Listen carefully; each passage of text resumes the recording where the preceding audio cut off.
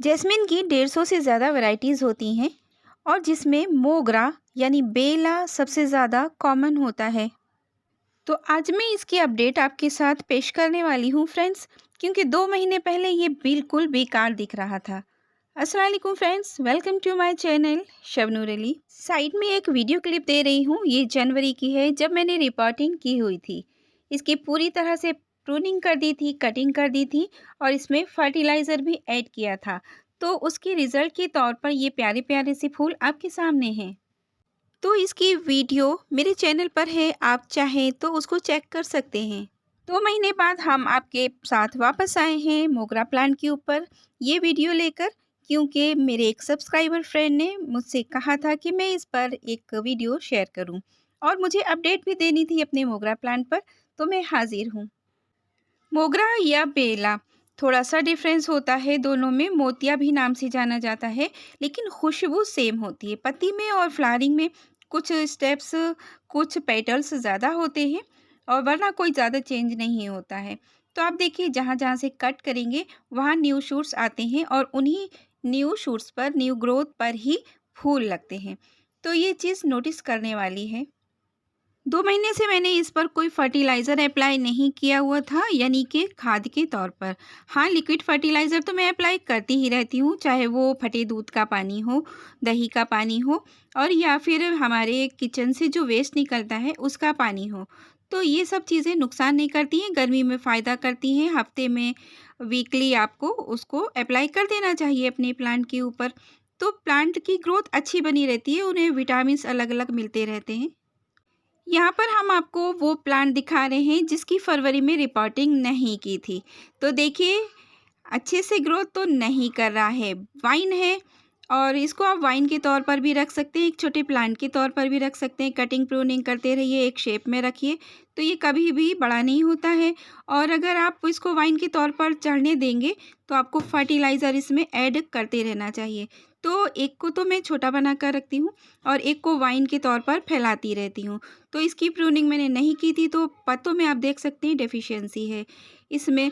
तो इसको खाद देना बहुत ज़रूरी है। वैसे भी एक हेवी फीडर प्लांट होता है और इसको खाद तो चाहिए। तो आज हम इस प्लांट को भी ठीक कर लेते हैं। जितनी भी खराब टहनियाँ हैं इनको हटा देंगे और उनकी कटिंग ग्रो कर लेंगे, साथ में इसमें खाद दे देंगे। देखिए, ये फ्लावरिंग तो कर रहा था लेकिन बहुत कम। अगर आप चाहते हैं कि ज़्यादा फूल आएँ तो फर्टिलाइज़र तो इसमें देना ही देना है और अगर मिट्टी कम है तो मिट्टी भी चढ़ानी है। तो 2 तरीके से आप फर्टिलाइज़र दे सकते हैं। मिट्टी अगर घट गई है तो मिट्टी और खाद दोनों को मिलाकर आपको दे देना चाहिए। वरना आपको थोड़ी-सी प्रूनिंग कर देना चाहिए सॉफ्ट और उसके बाद गुड़ाई करना चाहिए। गुड़ाई करने के बाद कंपोस्ट ऐड कर दीजिए और 1-2 इंच तक गमला खाली करने के बाद और उसके बाद थोड़ी-सी मिट्टी डाल दीजिए। वाटरिंग ज़रूर कर दीजिएगा, क्योंकि खाद डालने के साथ-साथ वाटरिंग करना ज़रूरी होता है। वो जैसे-जैसे खाद घुलती है, वो मिट्टी में खुद ही पहुँचती रहती है। सर्दियों में क्योंकि इसकी फ्लावरिंग रुकी होती है फ्रेंड्स, तो क्या करना रहता है कि फरवरी आते-आते इसको रिपोर्ट करना बहुत ज़रूरी होता है। अगर ये बड़े प्लांटर में है तो ठीक है, रूट की ट्रिमिंग कीजिए। अगर छोटे प्लांटर में है तो इसको बड़े प्लांटर में शिफ्ट कीजिए। और नमी के मामले में तो ऐसा है कि इसकी मिट्टी को नम रहना चाहिए, सूखी मिट्टी इसको पसंद नहीं होती है। वाटरिंग आपको टाइम टू टाइम करते ही रहना है। मिट्टी को बहुत सौगी नहीं बनाकर रखना है, गीला-गीला सा, लेकिन नम ज़रूर होना चाहिए। तो मैं यहाँ पर गोट मैन्योर लेकर आई हूँ, जो मैं ऐड करती हूँ। दिए हुए 2 महीना हो गया है, तो फिर मैं इसमें इसी तरह से ऊपर से छिड़क कर दे देती हूँ। क्योंकि मुझे मालूम है कि इस तरह से देने से कोई नुकसान नहीं होता है। मैं इसी तरह से अपने 100-200 प्लांटर में डालती ही रहती हूँ। और मैं हमेशा ऑर्गेनिक की तरफ ही जाती हूँ, केमिकल से मेरा कोई रिश्ता नहीं है, ना मुझे उसके बारे में जानकारी है। फर्टिलाइज़र आप इसमें कोई भी ऐड कर सकते हैं। वर्मी कंपोस्ट दीजिए, किचन वेस्ट से अगर आपने बनाया है वो किचन वेस्ट का फर्टिलाइज़र ऐड कीजिए, या फिर लिक्विड फर्टिलाइज़र तो आपको देते ही रहना चाहिए।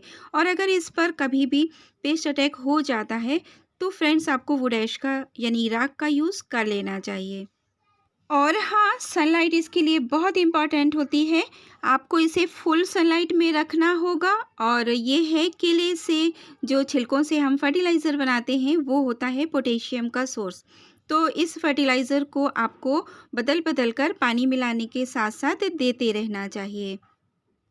इससे फूल बहुत अच्छे आते हैं और जब भी आप कोई खाद देंगे, नाइट्रोजन बेस खाद देंगे, उससे प्लांट ग्रोथ करता है। तो प्रून करके जो हमने कटिंग्स निकाली हैं, उसमें थोड़ी-थोड़ी जो वुडी टाइप की है, उन पत्तों को रिमूव करके आपको वो कटिंग किसी बैलेंस सॉइल में ग्रो कर लेना चाहिए और किसी भी प्लांटर के साइड में अगर जगह है, तो उसमें ग्रो कीजिए, उससे बहुत जल्दी कटिंग लग जाती है। तो वैसे तो बहुत कम चांसेस होते हैं इस तरह की कटिंग लगने के। आपको एक पेंसिल जितनी या उससे थोड़ा-सा कम एक कटिंग लेना चाहिए और उसको ग्रो करना चाहिए, उससे बहुत अच्छी ग्रोथ होती है, जल्दी वो कटिंग फ्लावरिंग पे आ जाती है। फिर भी कोशिश करने में क्या जाता है, ये कोशिशें तो आपको हर टाइम किसी भी महीने में करते ही रहना चाहिए। कटिंग का कोई भरोसा नहीं, कभी लग जाती, कभी नहीं लगती हैं, तो एक्सपेरिमेंट करना बहुत ज़रूरी है। इसकी हम देखिए प्रूनिंग कर देते हैं, फिर इसके बाद न्यू ग्रोथ आएगी और मिट्टी से भी देखिए नए-नए पत्ते आ रहे हैं, ये कलंचो है। तो फ्रेंड्स, ये मोगरा प्लांट पर थोड़ी-सी जो मैंने इन्फॉर्मेशन दी है, वो आपको कैसी लगी? अच्छी लगी हो तो लाइक कीजिए, चैनल को सब्सक्राइब कीजिए और हाँ, कंपोस्टिंग आपको ज़रूर करना है अपने गार्डन वेस्ट से और किचन वेस्ट से। और एक रिक्वेस्ट भी कि फ्रेंड्स, चैनल को सब्सक्राइब कर लीजिए। ऑल नोटिफिकेशंस आपके पास तभी पहुंचेंगे जब बेल आइकन पर क्लिक करेंगे। तो फिर मिलते हैं एक अगले वीडियो में, तब तक के लिए अल्लाह हाफिज़।